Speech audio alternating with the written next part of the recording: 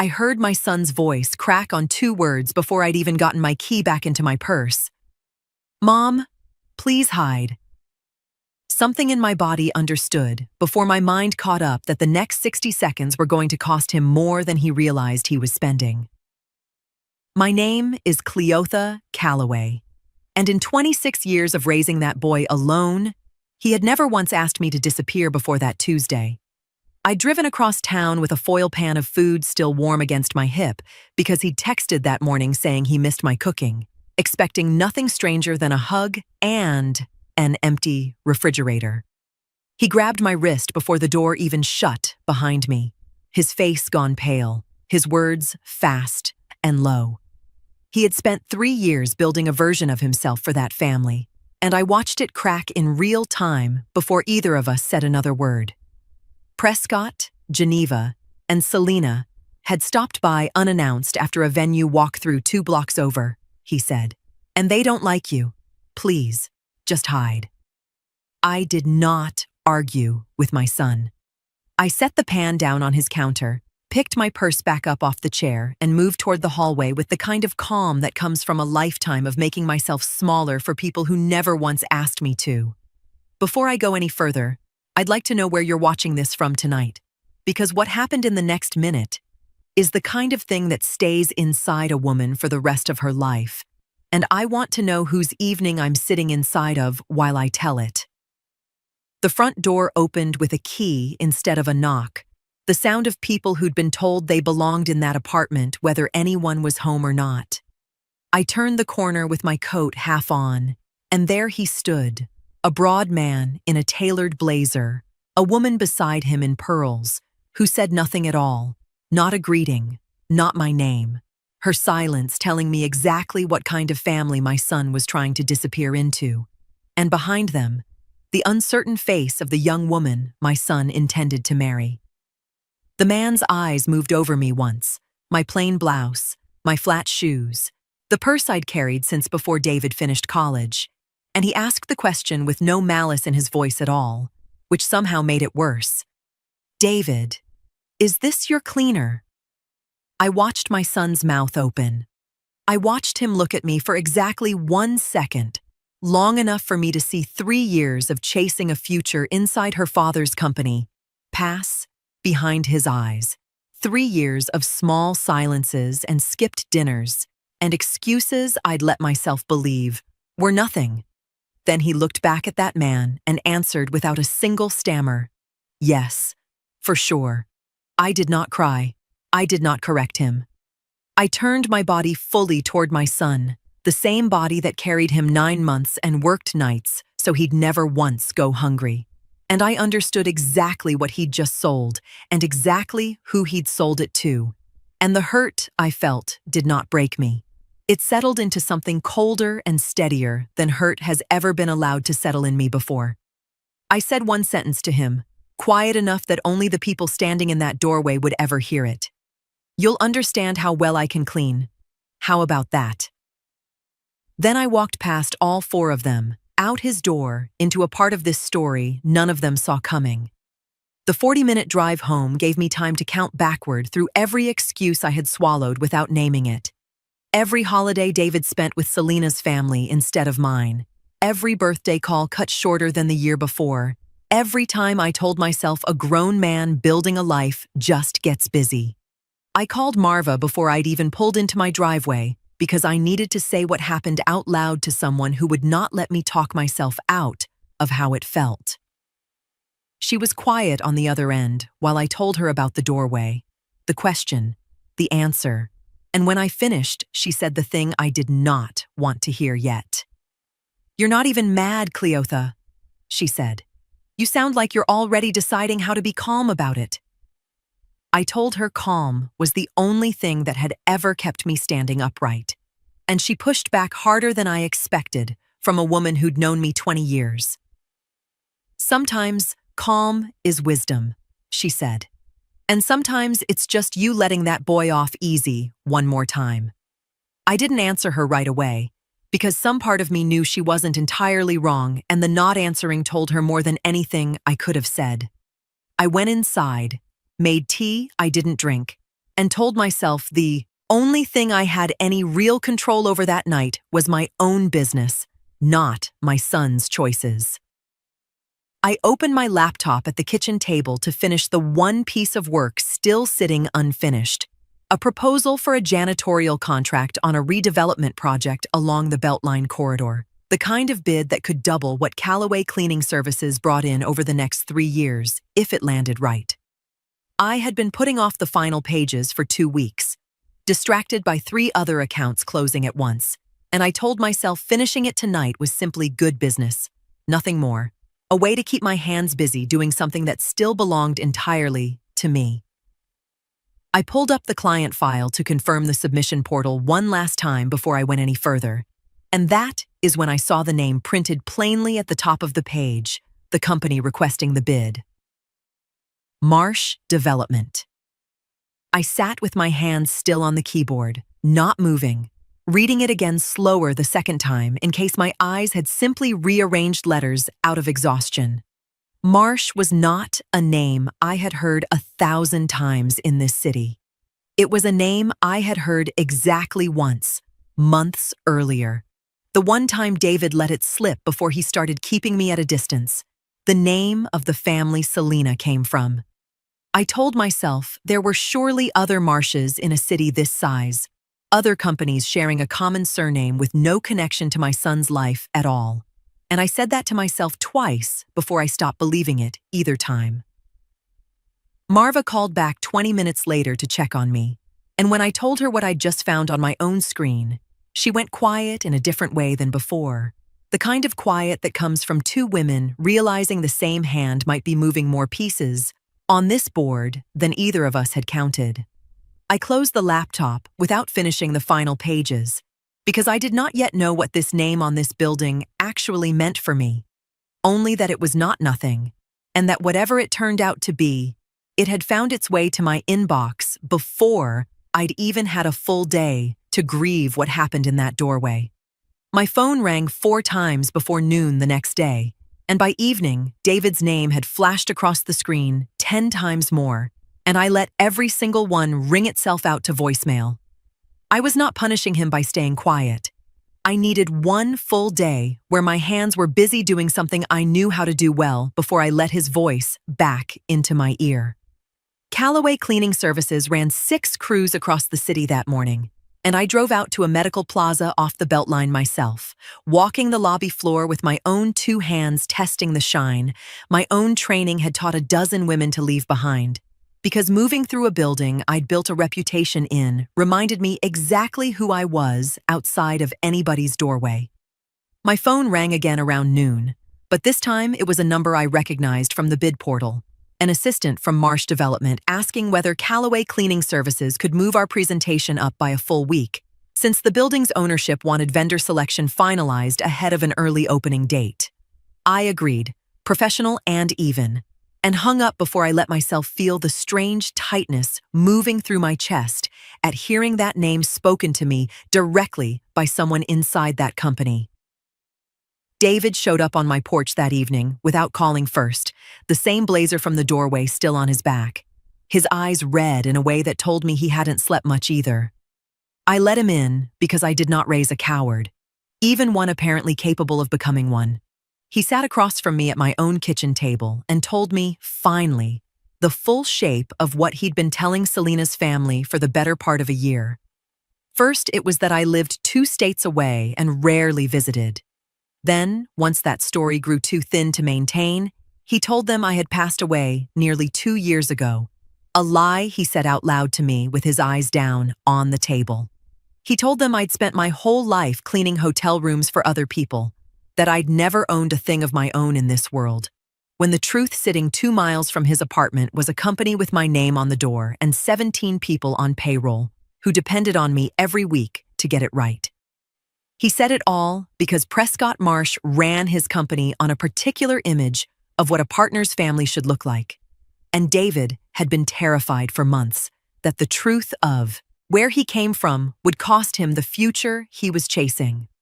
I let the silence sit between us longer than was comfortable, before I asked him plainly whether he understood that I had been alive this entire time, working, paying my own bills, building a company, while he told an entire family I no longer existed. He did not have an answer worth repeating.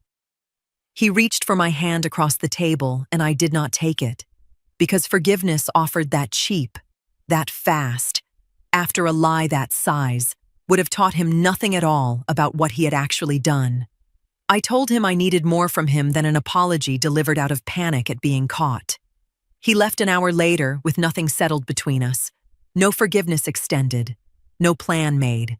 And as his car pulled away from my curb, I sat back down at that same table and reminded myself the presentation was now 7 days away, closer than it had been that morning, closer than David, yet understood it had any right to be.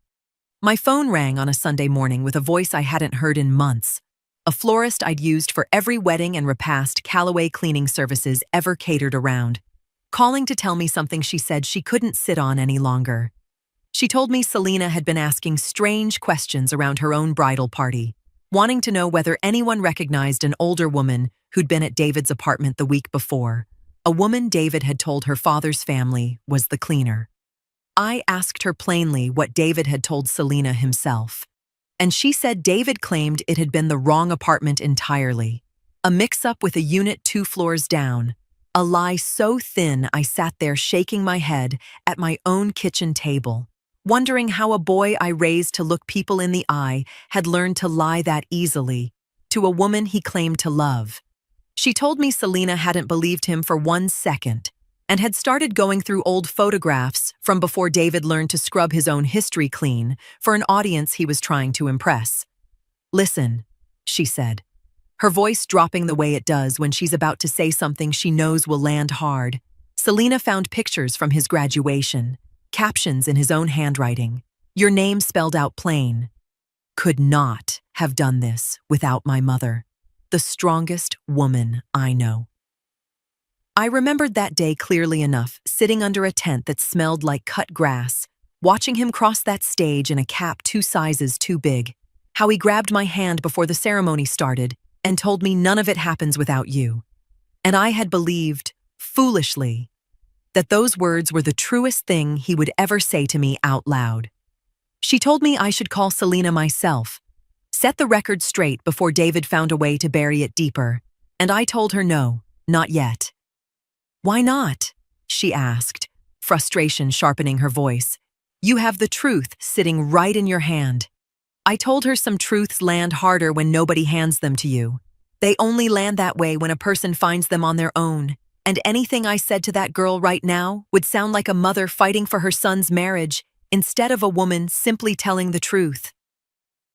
She pushed back once more, told me she didn't understand how I could sit on my hands while a young woman dug through her own fiancé's lies alone, and I told her I wasn't sitting on my hands. I was simply choosing not to do my son's confessing for him. I hung up that morning and did not call David to warn him, and did not call Selena to help her, because some part of me understood that whatever Selena was building in her own quiet hours, brick by brick with old photographs and unanswered questions, belonged to her to finish on her own terms, not mine, to hand her early. I went back to my own work that day, sharpening the final pages of the bid I had 4 days left to perfect, and let myself believe, for a few hours at least, that I had no real part left to play in whatever Selena decided to do with what she had already started finding. Restraint has never once made me foolish, and I trusted that whatever she was building toward would arrive eventually, on a day neither of us could yet predict, carrying more weight than anything I could have handed her over the phone. I printed the final page of my pitch folder 2 days before the rescheduled presentation. Callaway Cleaning Services across the cover in the navy lettering I'd chosen myself 14 years ago. My own name beneath it. Founder and principal owner. And for 1 quiet minute sitting alone at my desk, I let myself feel exactly as proud as that page deserved, before I let the rest of it back in. The rest of it was this. The folder in my hands was addressed to Marsh Development, the same family that had stood in David's doorway and decided I was hired help before they'd heard a single word out of my mouth. Marva came by the office that afternoon to drop off supply invoices and found me staring at the cover page instead of filing it. And she asked me outright what I thought I was doing. "Walk away from this one, Cleotha," she said, setting the invoices down harder than she needed to. "You don't owe that family a single hour of your time, not after what that boy let them call you." I told her I wasn't doing this for David, and she said that was exactly the problem. Because whether I meant to or not, walking into that boardroom would look to everyone like I was trying to fix what David broke by proving myself worthy of people who'd already shown me who they were. I sat with that accusation longer than I wanted to, because some small, ugly part of me knew she wasn't entirely wrong, that some thread of this had tangled itself around wanting Prescott Marsh to see exactly what his future son-in-law had dismissed in that doorway. Marva pushed harder. "Pride's not a strategy," she said. "It's just pride wearing a blazer." I told her she was right that I wanted Prescott Marsh to see me clearly, but wrong about why. Because what I wanted had nothing to do with revenge and nothing to do with David at all. 14 years ago, I built this company out of one bucket and a borrowed truck, scrubbing grout on my knees in a dental office at midnight while David did his homework in the back seat because I couldn't afford a sitter. And nobody in that dental office ever once asked my name either. Long before David was lying to anybody, long before Selena or her father existed in my world at all, I had already stopped letting other people's assumptions decide what my work was worth. I trusted the numbers instead, the safety record, the years of nights I never missed, because numbers don't change their story depending on who ends up reading them. I told Marva the bid had never actually been about the Marsh family. It was about whether Callaway Cleaning Services could win the largest contract in its history on the strength of its numbers alone, the same way it had won every contract before this one. And if Prescott Marsh happened to be sitting in that room when it did, that was simply where the math had led me, not where my pride had dragged me. Marva went quiet, the kind of quiet that meant she'd stopped arguing because she believed me now more than she had a minute earlier. I sealed the folder myself that evening and drove it to the submission office before the courier service closed, sliding it across the counter to a clerk who logged it without looking up. The presentation was 2 days out now, a stack of folders just like mine already waiting somewhere on the other side of that building. Mine among them, with no way yet to know whose eyes would land on it first. I walked into the 31st floor conference room expecting a procurement director and maybe 2 analysts, the way every other vendor presentation in this city had gone for 14 years. And instead, I found Prescott Marsh himself sitting at the head of the table, his suit jacket buttoned, his face giving away nothing about the doorway he'd stood in weeks earlier. I recognized him instantly. I do not know if he recognized the recognition crossing my own face, because I did not let it show for longer than a breath. I set my folder down and delivered the pitch I had rehearsed a dozen times in my car, walking through our safety record, our staffing model, our client retention across 2 hospital systems, and a downtown convention center, refusing to let 1 ounce of that doorway bleed into the only thing that mattered in that room, the quality of my work. Prescott asked sharp questions throughout, the kind that told me he had read every page of the proposal himself, rather than skimming a summary somebody else prepared for him. "How do you retain people at the rate you're claiming?" he asked at one point, when most of this industry can't keep a crew past a year. I told him the truth, that I pay above market and show up to job sites myself often enough that my staff never wonders whether anyone notices their work. His tone carried something I had not expected walking in, real respect, the kind that comes from a man testing whether the work behind a folder is as solid as the folder claims. When the formal presentation ended, he asked everyone else in the room to step out, and I watched 2 analysts and a building manager file past me without a word, while something tightened low in my chest. The door closed, and Prescott sat back in his chair and was quiet longer than felt comfortable, before he told me he owed me an apology for a question he had no business asking in a doorway. he had no business walking into uninvited. I told him the apology belonged most directly to my son, who answered that question without hesitation. His jaw tightened at that. He told me, with an honesty I had not expected from a man wrapped this tightly in polish, that his own father had spent 31 years as a maintenance worker, coming home every night smelling of bleach, and that Prescott had spent his entire adult life building distance between himself and that smell. Then he said the part that surprised me more.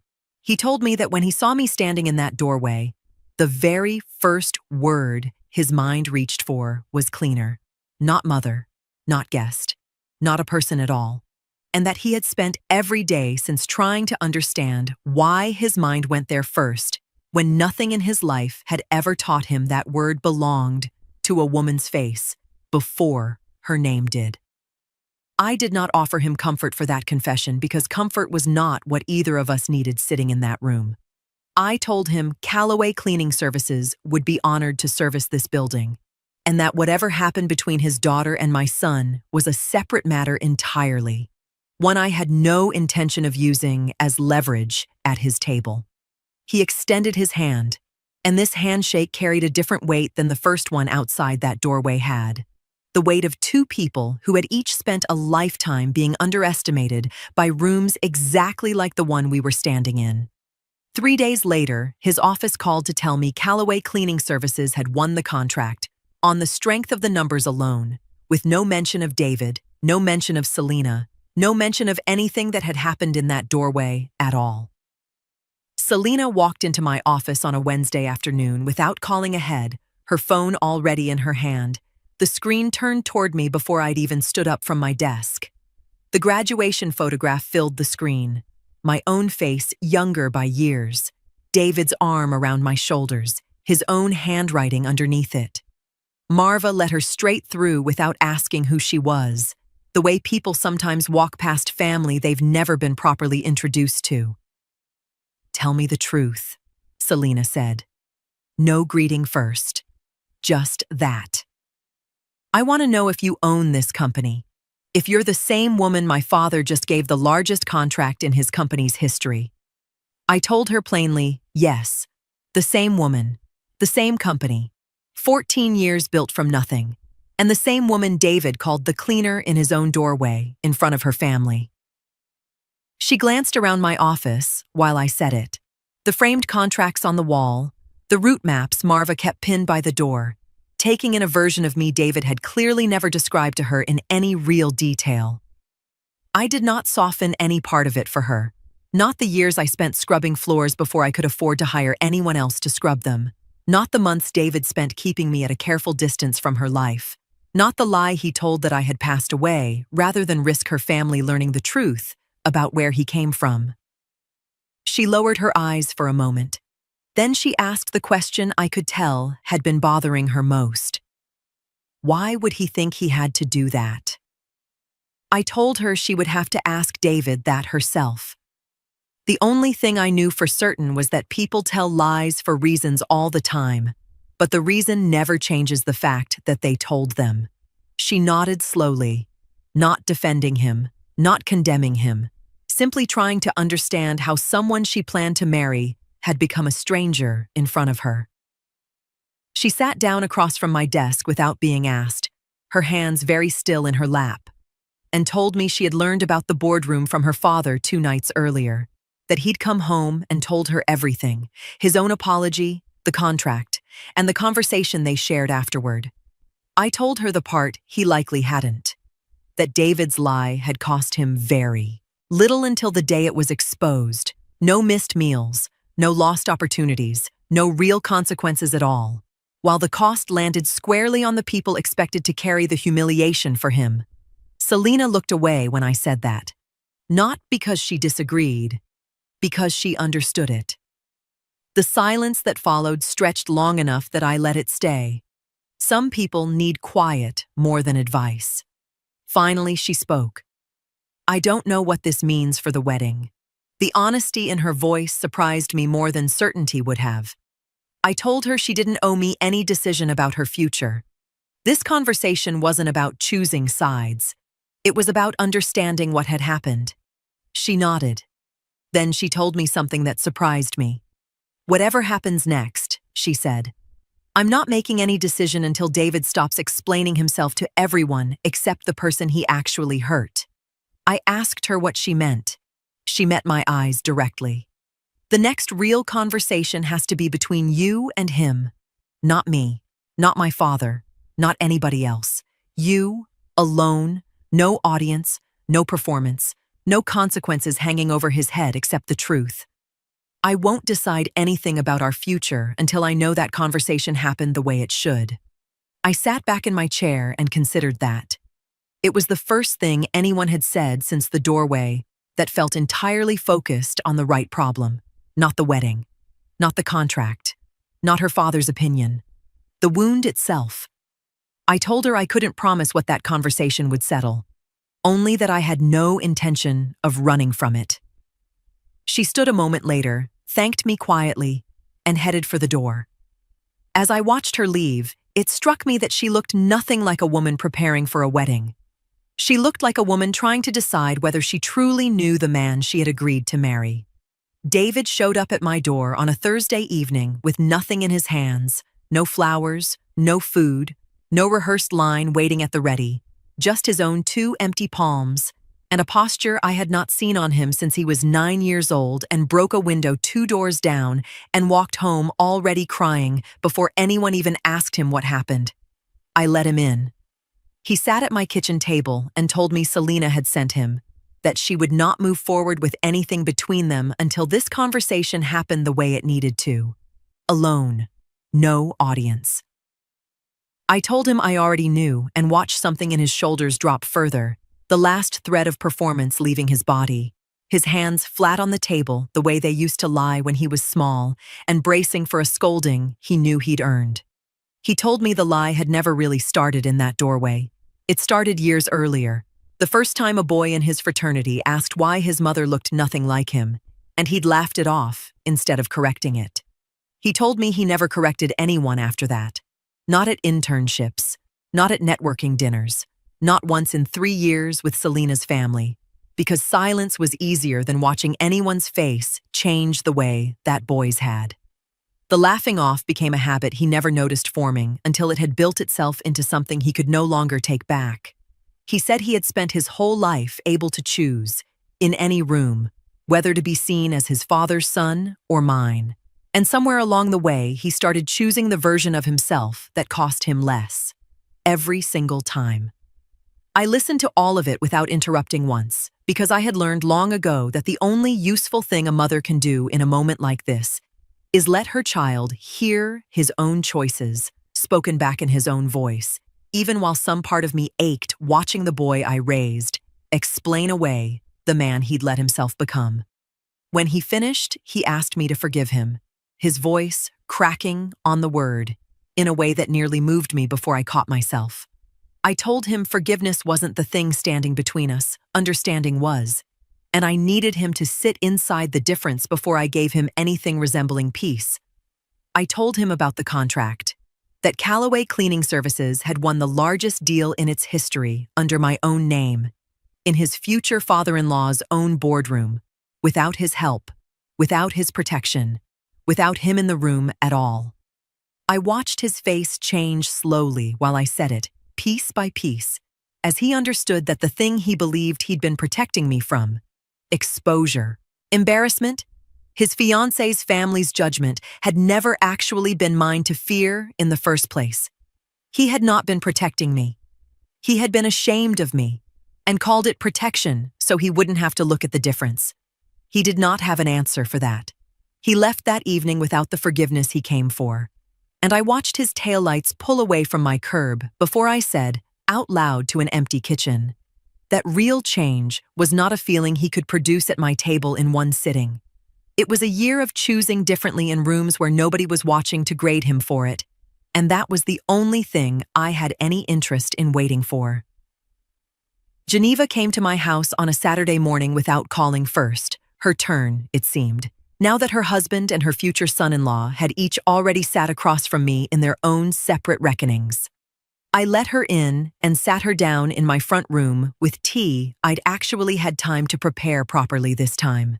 She told me she had not been able to stop thinking about the doorway since the day it happened, that she had stood 3 feet from her own future grandchildren's grandmother and said absolutely nothing while David erased me in front of everyone. I told her the apology she was circling belonged most directly to David, not to her. She shook her head at that, gently but firmly. Silence in the presence of someone else's cruelty is its own kind of choice, she said, and I don't want to hand mine off to somebody else just because his was louder. I let her sit with that a moment because she wasn't wrong, and I had no interest in arguing a woman out of taking ownership of something she'd clearly already claimed for herself. I asked her plainly why she'd really come, since an apology alone didn't usually require a folder tucked under someone's arm the way hers was.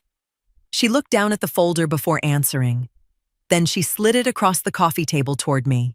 Inside were photographs, not old family records, not legal documents. Photographs. David and Selena at charity events, company dinners, holiday parties, fundraisers, years' worth of pictures. I turned page after page. The same thing appeared almost every time. Families, parents, grandparents, children, people standing openly beside one another. Geneva watched me quietly while I looked through them. "Do you know what I realized after the doorway?" she asked. I shook my head. I realized I never once asked David about his family. Not properly. Not because he stopped me. Because I assumed I already knew enough. I looked up at her. She gave a small, disappointed smile. The truth is, we spent years learning everything about David except where he came from, what schools he attended, what projects he worked on, what goals he had, but not the people who raised him, not the woman who built him. And somehow, that never seemed strange to any of us. I couldn't argue with that, because it wasn't strange to them until the day it became impossible to ignore. Geneva told me she had spent the last 2 weeks replaying every dinner, every gathering, every conversation where David had been welcomed into their lives, while the subject of his family quietly stayed untouched, not forbidden, just avoided. The kind of avoidance respectable people get very good at pretending not to notice. "We made it easy for him," she said softly. Maybe not intentionally, but easy all the same. Easy to leave pieces out. Easy to keep people separate. Easy to build a version of himself he thought we'd accept more readily. I sat quietly with that, because it was the first apology I'd heard since the doorway that wasn't focused on a single moment. It was focused on the conditions that made that moment possible. Before she left, she asked whether I would consider coming to dinner at their house the following week. Not as David's mother brought along out of obligation this time. Not as somebody being evaluated. As a woman she genuinely wanted to know. I told her I'd think about it. Because trust broken in a doorway doesn't rebuild itself over one conversation, however honest. She nodded, understanding that fully. Then she stood and gathered her purse. At the front door, she paused. "For what it's worth," she said. I don't think David was the only person hiding that day. I asked her what she meant. She gave me a sad smile. I think the rest of us were hiding from what we already knew about ourselves. Then she stepped outside and headed toward her car. I stood in the doorway a long moment after she left, thinking about the difference between a mistake and a culture. One belongs to a person. The other belongs to everyone who helped make the mistake feel safe enough to happen. Prescott called my office on a Monday morning and asked if he could stop by before the end of the day. He said there was something David needed to hear from him, and because the situation touched both our families now, he wanted to speak with me first. I told him to come after 5, once my crews were back and the phones had quieted down. And he arrived exactly on time. No folder this time, nothing in his hands at all. It struck me, watching him settle into the chair across from my desk, how strange it was that the father of the woman my son hoped to marry now sat in my office discussing consequences neither of us would have imagined a year earlier. He told me plainly what had already been decided. David was being removed from the development track entirely and reassigned to property operations. No negotiations, no client-facing deals, no fast-track advancement.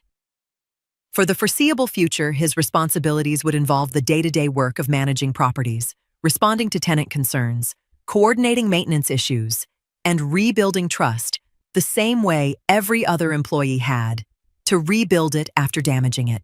His compensation would be lower, his path forward slower. The opportunities he had spent years chasing were no longer waiting for him where he left them. I sat quietly. Some part of me, the part that had carried that boy for 9 months, wanting to ask Prescott to leave him some thread of hope to hold on to. Then I remembered how many years David had spent holding on to hope he hadn't earned. I asked the question anyway. What happens if he proves himself in 6 months? Prescott didn't soften. There isn't a timeline, he said. No 6 months, no year, no finish line he can count down toward. If he earns his way back, it happens because the work proves it over time, not because a calendar runs out. I studied him for a moment, trying to decide whether what sat across from me was conviction or performance. I'd met enough successful men to know the difference mattered. Finally, I asked why he felt the need to tell me any of this before speaking to David. Because this stopped being only a workplace issue the day it happened in that doorway, he said. David works for my company, but he's also a young man connected to both our families now. I'm not asking your permission. I just didn't think you should hear about it afterward from somebody else. That answer landed differently than I expected. More honest, less polished. I asked him whether he believed David could come back from this. He thought about it before answering. I believe people show you who they are twice, he said. Once when they make a mistake, then again when they have to live with it. The second part tells you more than the first. I sat with that a moment. Then I told him it sounded real to me, mostly because he hadn't come looking for praise. He hadn't asked me to make it easier. He hadn't asked me to agree. He was simply prepared to hold the line. He nodded once, the kind of nod that closes a decision rather than opens a negotiation. Before he left, I asked the question that had been sitting underneath everything else since the doorway. Did any of this change where the wedding stood? Prescott looked at me steadily. That decision never belonged to me, he said. It belongs to Selena, always has, and I have no intention of pretending otherwise. A few moments later, he stood, thanked me for my time, and left the way he'd come, carrying the weight of a conversation he still had ahead of him. I sat at my desk a long while after he was gone, surprised by how much relief I felt watching a man refuse to confuse accountability with cruelty. The two get mistaken for each other far more often than people admit. 6 months into whatever Prescott had built for him, David showed up at my warehouse on a Sunday afternoon without calling first, dressed in old clothes instead of a blazer, and asked if he could help restock supplies before Monday's routes went out. I handed him a clipboard and let him work, because there was nothing left to perform for in a room full of bleach bottles and folded uniforms. No Marsh family watching, no Selena, no version of himself he needed to manage. We counted cases of all-purpose cleaner together in the back closet, and somewhere between the third shelf and the fourth, he asked me, careful, almost afraid of the answer, whether Prescott had said anything to me about how this year was actually going on his end. I told him Prescott had mentioned, during a routine contract check-in, that David had never once asked for an exception to the terms set for him, which had genuinely surprised a man who builds towers for a living and rarely gets surprised by anyone underneath him. David went quiet at that, setting a case down harder than it needed to be set down. And then the old fear surfaced in his voice, the way it used to before any of this happened. What if I do all of this right? And it still isn't enough, he said, not looking at me. What if some part of me is always going to be the man who got caught in that doorway, no matter how long I hold the line afterward? I told him fear like that doesn't disappear on a schedule, It just gets quieter the longer you refuse to let it choose for you instead of letting you choose. He kept stacking boxes after that, and I let the silence between us do some of the work conversation couldn't. Prescott told me something else during that same check-in, I said, watching his hands pause on a case of glass cleaner. He told me you'd started mentoring 2 of the junior property associates under you. Nobody asked you to. Nobody's tracking it on any review. You just started doing it. David told me one of them had nearly quit after a tenant screamed at him over a maintenance delay that wasn't even his fault. And David had sat with the boy on his lunch break and told him the job wasn't the problem, the shame of thinking he deserved. The screaming was.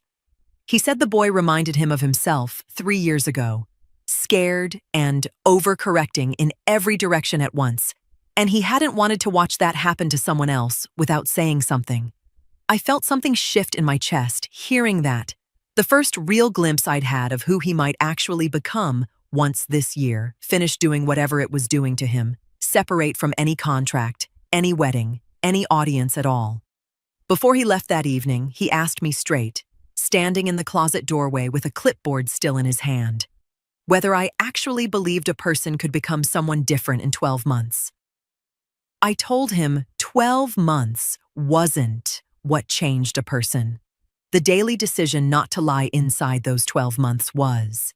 And that answer sat in the room a long moment without either of us fully satisfied by it.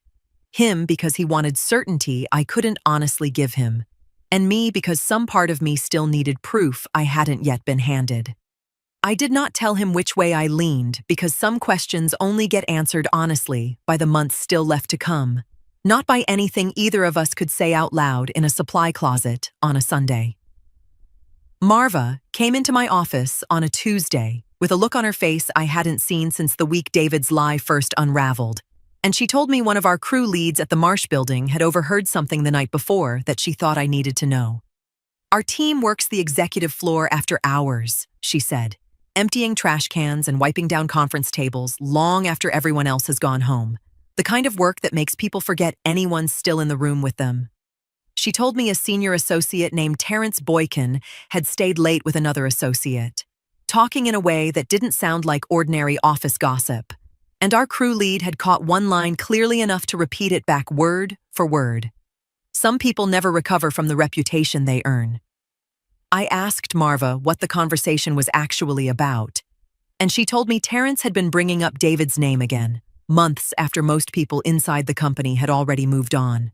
The version he was telling wasn't entirely false, which made it more dangerous. David's future in-laws had walked into his apartment.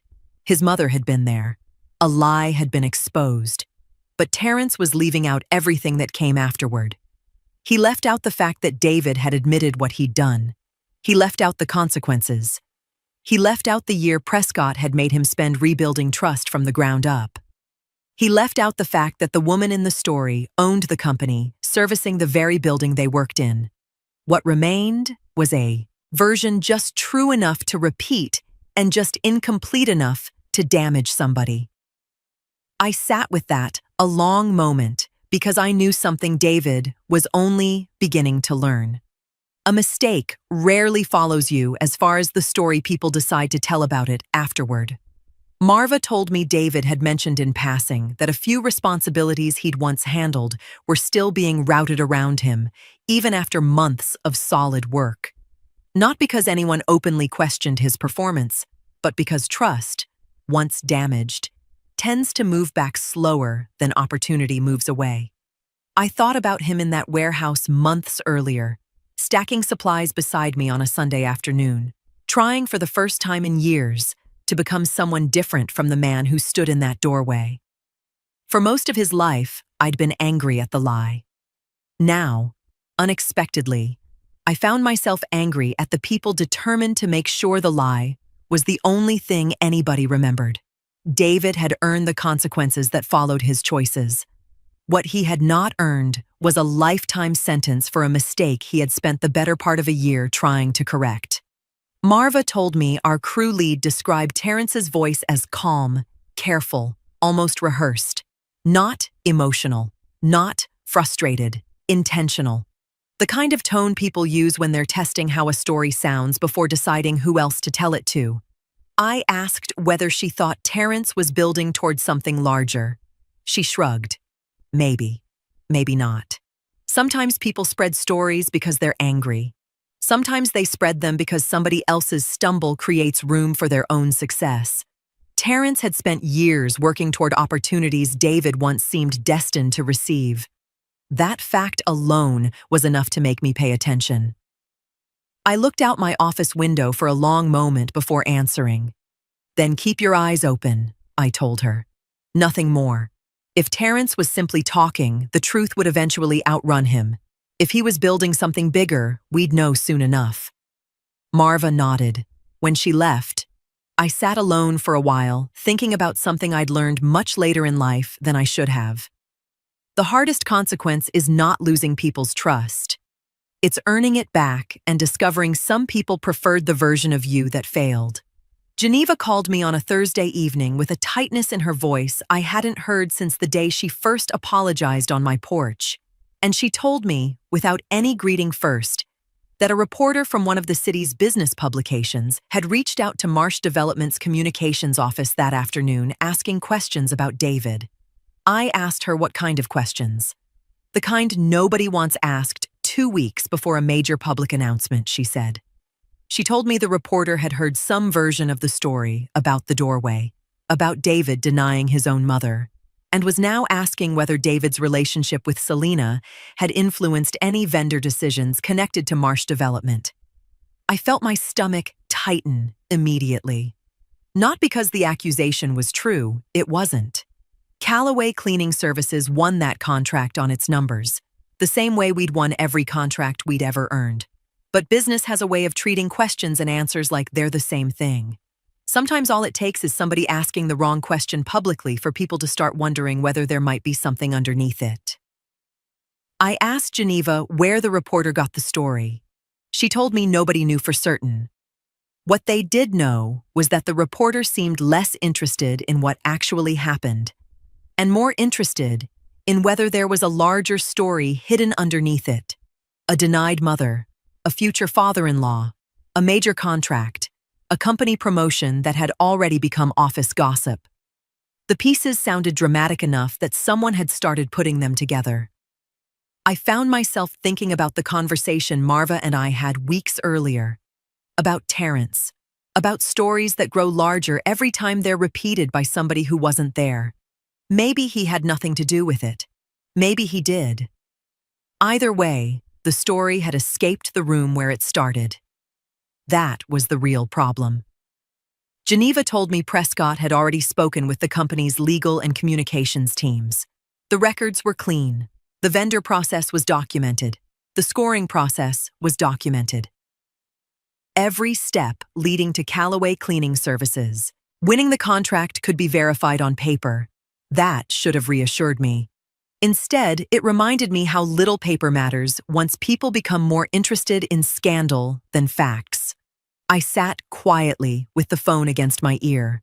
For 14 years, I had built my company one client at a time. No shortcuts, no favors, no special treatment. Now a story that began with my son's shame threatened to become a story about my business. That was the first part that truly frightened me. Not because I doubted the truth, because I understood how many people never wait long enough to hear it. Geneva was quiet for a moment before speaking again. Then she told me something that mattered more than anything else she'd said. David had already gone to Prescott himself, before the reporter ever called, before anyone asked him a single question. He had sat down and given a complete written account of everything that happened, from the lie he told about me to the consequences that followed afterward. No excuses, no minimizing, no attempt to shift blame, just the truth. I closed my eyes hearing that. A year earlier, he would have tried to hide from the story. Now, he was walking directly into it. Geneva told me Prescott wanted all of us at the house that evening. Her, Prescott, Selena, David, me. Not because anyone needed to coordinate a response, The facts were already the facts. But because once a story leaves your control, the only thing left to decide is who you're going to be while it unfolds. I told her I'd come. Then I hung up and sat alone in my office for a long moment. The reporter wasn't what worried me most anymore. The story had already tested David once. What I wanted to know now was whether the man walking into that house tonight was finally different from the one who stood in that doorway. We sat in the Marsh living room past 9 that night, the 5 of us. Prescott in his usual chair, Geneva beside him, Selena and David on the couch across from me, everyone waiting to see which version of Prescott would lead this conversation. He opened by saying his first instinct, the old one his own buried shame had built in him decades ago, was to make this disappear entirely. Lawyers, a cease and desist, whatever it cost to keep the story out of daylight before the Beltline announcement. That instinct got him nowhere good the last time he followed it, he said, standing in a doorway deciding a woman was hired help before he'd heard a word out of her mouth, and he wasn't interested in repeating that mistake now with stakes this much higher. Selena told her father plainly that burying a story only confirms the worst version of it the moment it surfaces anyway, and burying this one would mean burying the truth about her own family's history along with it. I told them what I had been turning over since Geneva's call, that I would rather control my own story than let a stranger with a deadline control it for me. And I set one condition before I agreed to anything. This centers my company's win, I told Prescott, on its own merit, not David's redemption, not a tidy bow on anyone's reputation, but my own earned one. He agreed without hesitation. As for the genealogy, I told them plainly it stayed buried, mine to expose if I ever chose to, and I didn't choose to. Not as leverage, not as a weapon against a family already doing the harder work of facing itself honestly.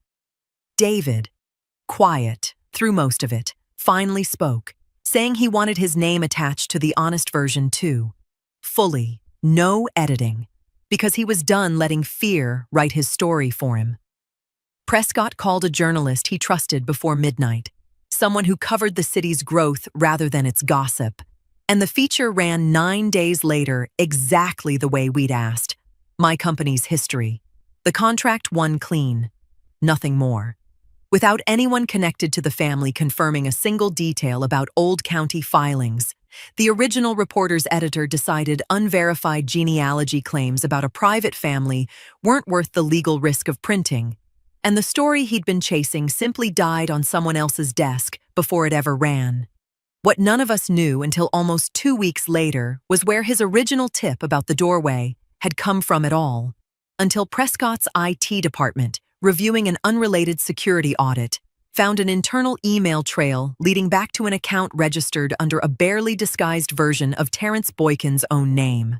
Prescott called him into his office that same afternoon, and David, who'd asked to be there, told me later that Terrence sat in that chair with none of the shame David himself had carried into that same room a year earlier, insisting he'd only been protecting the firm's reputation by raising legitimate concerns. Protecting a firm and destroying a colleague to clear your own path aren't the same act wearing different clothes, Prescott told him, and he was terminated within the hour, escorted out past the same procurement office where my bid had once impressed the whole building. David told me he felt no satisfaction watching it happen, only a quiet recognition of exactly how close he himself had once stood to becoming that same kind of man, the kind willing to use someone else's pain as a ladder, the shape of failure aimed outward instead of inward. The wedding took place on a clear Saturday at a garden venue on Atlanta's east side, the kind of place Geneva chose specifically because it asked nothing of anyone trying to perform wealth to belong in it. I sat in the second row, not the front, a placement Selena had insisted on weeks earlier over David's nervous suggestion that I might prefer somewhere less visible. Marva sat beside me, closer to family by then than employee in any sense that mattered. Prescott walked Selena down the aisle with the same stillness I'd come to recognize in him, a man who'd spent a lifetime curating image now standing in a moment that asked none of it from him. The ceremony moved through its vows the way ceremonies do, steady, unremarkable, until it reached the portion where the couple traditionally thanks their families, and David did something none of us expected, including me. He stepped back from Selena for a moment, turned fully toward the rows of seated guests, and spoke without a single note in his hand. Selena reached for his hand while he said it, not to quiet him, but to steady him, the way a person braces someone they trust completely to finish what they started saying. He said that everyone in that garden was witnessing the marriage of a man who had once been so afraid of where he came from that he denied the very woman who built him, standing in a doorway, in front of strangers, without a second of hesitation. He said the only reason he stood there whole enough to deserve the life waiting for him was because that same woman had refused to let him buy his way out of the truth with a cheap apology. Then he said my full name into a microphone in front of 200 people. Cleotha Calloway, founder of a company that built itself 14 years strong with or without his permission to claim it. The same way he had once written it gladly beneath a graduation photograph before fear convinced him to erase it. He thanked Prescott next, not for approving the marriage, which had never been his to approve, but for setting terms that never once bent for his comfort. Terms that pulled him off a career track with no promised return, and meant exactly what they said.